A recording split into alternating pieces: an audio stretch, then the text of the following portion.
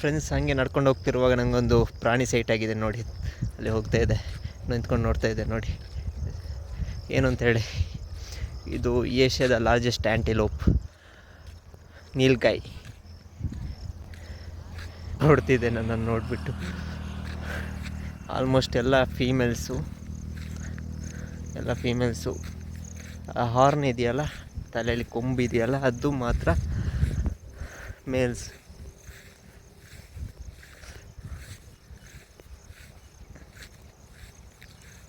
ಸುಮ್ಮನೆ ಅದರ ಹಿಂದೆನೇ ಬರ್ತಿದ್ದೆ.